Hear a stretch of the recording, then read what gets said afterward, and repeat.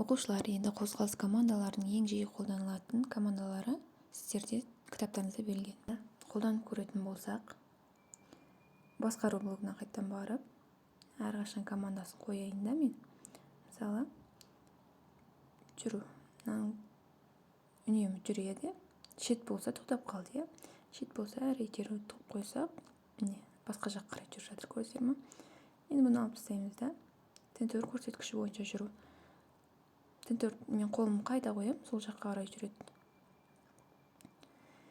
Енді бүгінгі біздің тағы да өтуіміз сабағымызда XY координатасын әрмен қарай түсінуіміз қажет.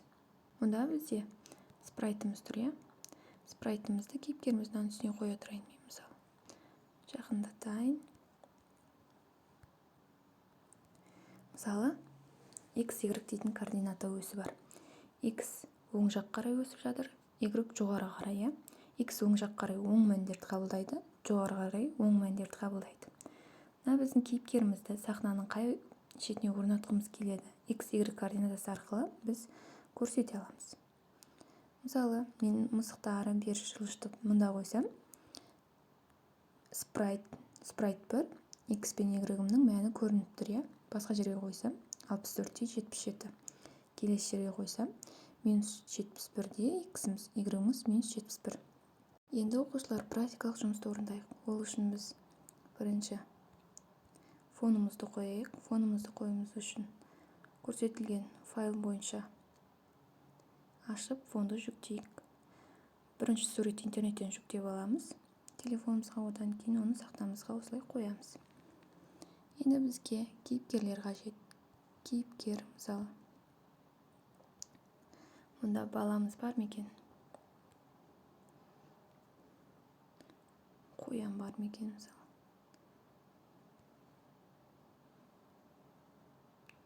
Мына қоянымыз бар екен. Мысалы, балалар практикалық жұмысымызда ормандағы кездесу атты жоба жасауымыз қажет. Мен ол үшін кейіпкерлер бөлімінен ала салдым. Сіздер де алсаңыздар болады, немесе интернеттен сурет жүктеп алып, оны файлды көрсету арқылы ашуымызға болады.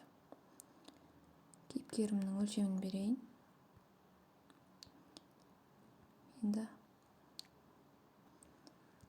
Енді біз кітабымызға қарап отырып, скриптілерді жиямыз. Бізде қоянның скриптісі.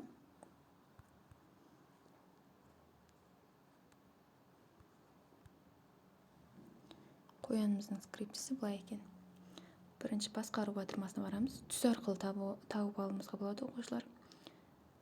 Жалаушаны басқан кезде көрсету дейді. Ол келбет блогында. Көрсету деген табамыз. Астына қоямыз. Одан кейін қозғалыс блогына барады екенбіз. XY нүктесі бойынша жылжытуымыз қажет екен. X-іміздің, Y-іміздің мәнін беріп алайық. 7 мен Y-іміз бізде 0 екен. Одан кейін біз болғанға дейін қайталау деп қойдық ол жақта. Екінші денені таңдаймыз, яғни екінші кейіпкерімізге тиіп тұрма, соны жазамыз. Одан кейін бір қадам жылжу дейді. Қозғалыс блогында ол. Қадамын өзіміз жазамыз.